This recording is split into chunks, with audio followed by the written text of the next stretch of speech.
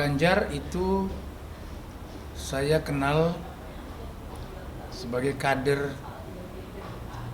salah satu kader terbaik PDI Perjuangan, punya reputasi sangat kompeten di DPR RI 2 periode, di eksekutif gubernur Jawa Tengah 2 periode, dan memiliki hasil-hasil yang cukup signifikan untuk semua pekerjaan-pekerjaannya.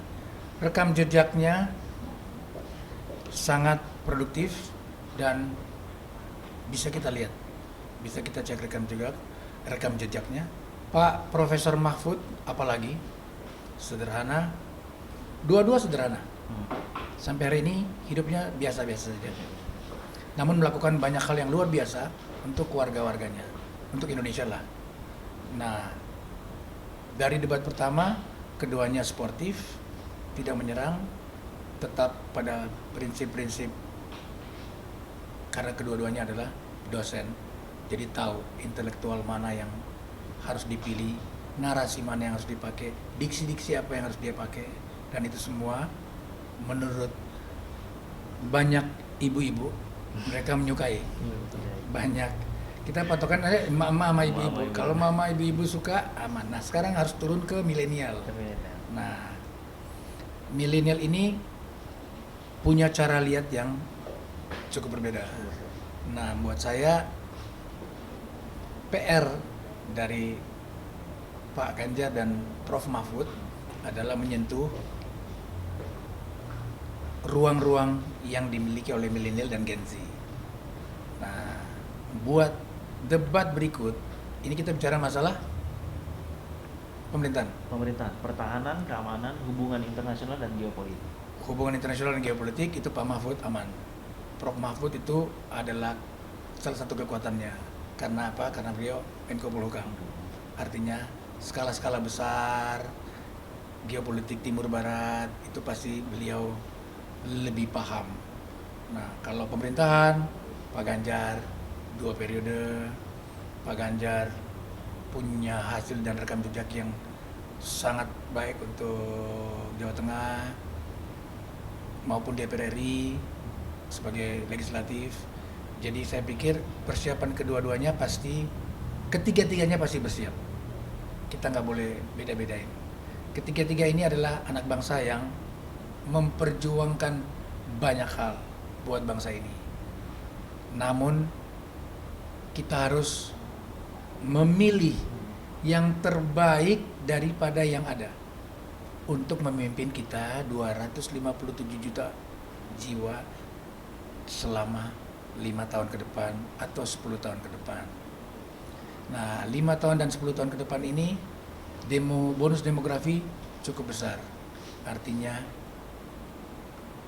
mereka kemana bekerjanya, mereka menghasilkan apa, mereka mendapatkan apa untuk bisa hidup, dan mereka harus melakukan apa untuk bisa survive di bonus demografi ini.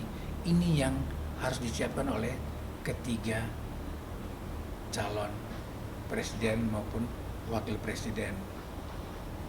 Menurut saya, apa yang sudah dilakukan Pak Ganjar di Jawa Tengah dengan sekolah kejuruan itu salah satu pembuktian bahwa beliau mampu melakukannya di Jawa Tengah. Artinya ada contoh-contoh yang sudah disiapkan, dilakukan di Jawa Tengah. Nah, untuk pemerintahan, apakah itu akan dibuka lagi sebesar-besarnya pada saat beliau menjadi presiden? Nah, itu pasti beliau sudah persiapkan. TPN pasti sudah menyiapkannya, karena di situ banyak ahli-ahlinya. Nah, buat saya, bagaimana debat berikutnya, walaupun temanya geopolitik, pemerintahan, internasional, tetap ada bagaimana menjelaskan bonus demografi itu kepada milenial maupun Gen Z. supaya mereka nggak bosen atau boring melihat apa sih ini debat.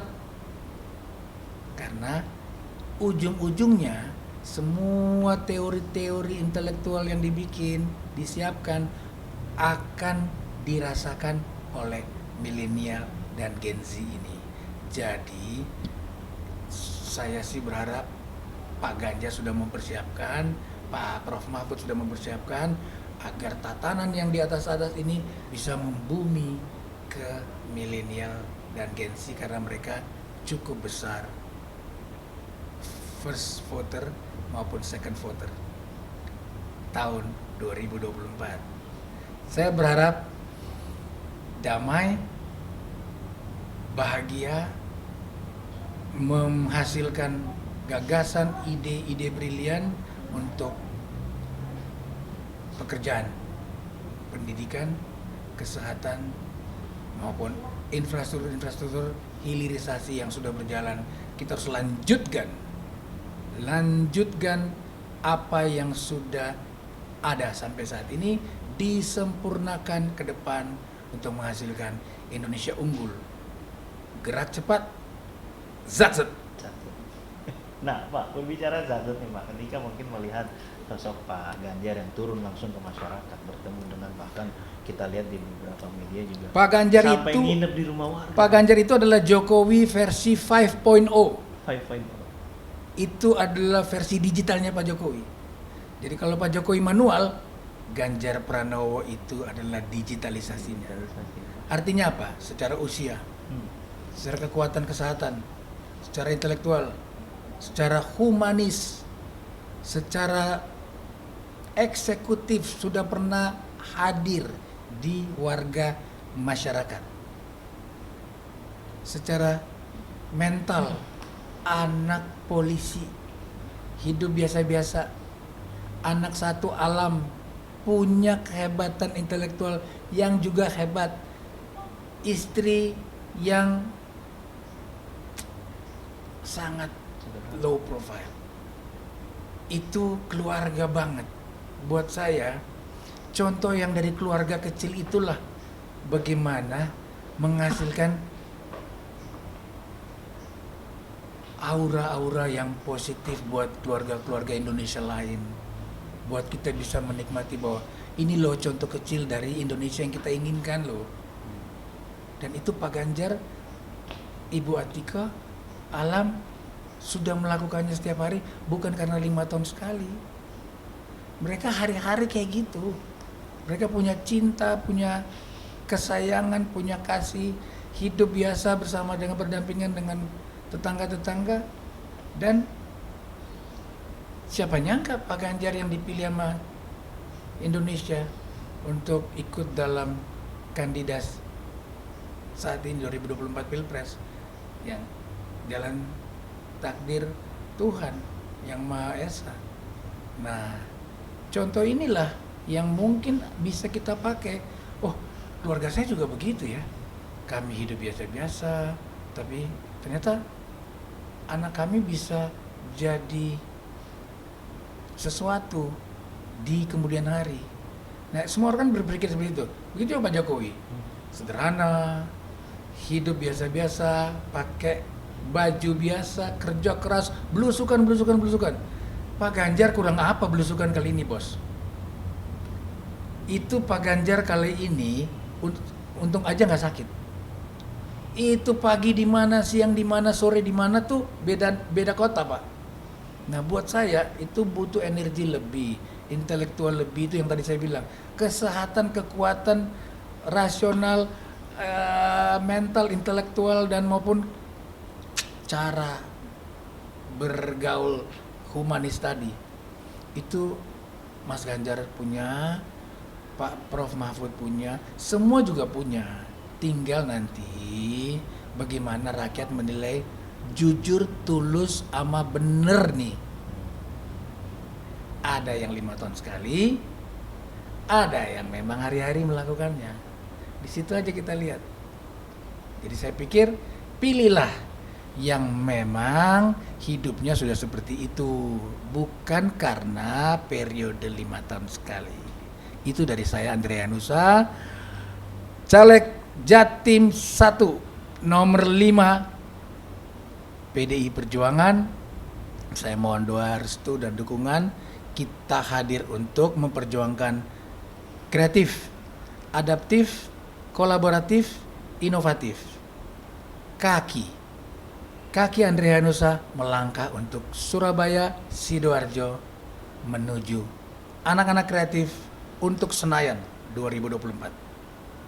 Pak, 2 pertanyaan sebelum terakhir. Melihat pesta demokrasi yang tahun ini akan kita laksanakan, mungkin berkaca di 5 tahun belakangan, apakah kedepannya mungkin masih ada, mohon maaf, berkubu-kubu seperti zaman 5 tahun kebelakangan? Bagaimana melihat pesta demokrasi untuk tahun ini menurut Bapak? Tahun ini alhamdulillah semua yang namanya perbedaan tadi cebong, kampret, alhamdulillah nggak ada. Alhamdulillah. Kita mulai sadar bahwa kita cuma berbeda di tanggal 14 Februari. Selebihnya 355 hari itu kita bersama-sama lagi sebagai keluarga Indonesia. Itu adalah jalan yang keren di periode ini. Saya berharap tidak ada lagi idiom-idiom seperti itu. Kalau memang sekarang kita kembali ke 3 aja, Pak Anies, Caimin, Mas Prabowo, Mas Gibran, Mas Ganjar, Pak Mahfud. Itu saja. Bahwa ke-6 anak bangsa ini punya kemampuan, punya perjuangannya masing-masing. Ini yang harus kita jaga. Susah loh untuk jadi seperti itu. Mereka memperjuangkan, mengorbankan banyak hal. Nah, kita dukung juga. Nah, sebagai kader dari PDI Perjuangan, kami tidak ingin menyerang siapa-siapa. Kami juga dari tim Ganjar dan Pak Mahfud. Di situ ada Perindo, ada Hanura, ada P3 dan PDI Perjuangan. Kita bersama-sama berharap kita memperjuangkan Indonesia unggul yang lebih baik dan selalu lebih baik. Nah, mungkin kita menahan hati untuk dia menyerang. Kalau memang menyerang, biar rakyat aja yang lihat sisi mana sih yang mereka tidak respect. Kita tetap memperjuangkan bahwa Indonesia unggul ini harus kita percepat speednya. Karena apa? Pak Jokowi udah cepat loh kemarin. Pak Ganjar akan lebih cepat lagi melakukan penetrasi, melakukan kemampuan-kemampuan yang dia sudah lakukan di 20 tahun terakhir. Pasti juga dengan Pak Prof Mahfud pasti menghasilkan anak-anak bangsa yang hebat-hebat di 2024 ke depannya, karena kita menyongsong 2033 bonus demografi dan 100 tahun 2045. Saya berharap kita doakan, kita kerja keras, kita berikan ide-ide dan gagasan. Jangan ada hoax, jangan ada penyerangan apa-apa di medsos. Lebih integritas. Apa yang kita katakan, apa yang kita lakukan, itulah yang kita rasakan. Supaya Indonesia ini menjadi Indonesia yang lebih modern dalam politik, lebih punya keunggulan-keunggulan di kemudian hari untuk anak-anak milenial dan Gen Z. Terakhir Pak, sehabis polling biasanya kan akan muncul, sehabis debat biasanya akan muncul polling terkait dengan pendapat masyarakat, jawaban-jawaban daripada calon kita kan. Menurut Bapak dengan background kedua paslon kita nih, Pak Ganjar dan juga Prof Mahfud yang mungkin sudah aktif di legislatif, bahkan sudah di pemerintahan, dengan tema debat yang nanti membahas dengan pertahanan, geopolitik, hubungan internasional, berapa persen perkiraan Bapak untuk polling ya? Iya. Polling untuk debat yang kedua hasil, ini. Yang kedua ini ya. Dengan background beliau. Dengan beliau, saya pikir beliau Pak Prof Mahfud dengan geopolitik dan internasional hukum internasional, Pak Mas Ganjar dengan pemerintahan, saya bisa bilang mereka bisa sampai 90%. Dan saya sangat menaruh harapan agar apa yang diperjuangkan nanti di debat berikut itu terserap penuh kepada warga masyarakat sampai tingkat yang terbawah sekalipun. Karena itu penting banget. Kenapa?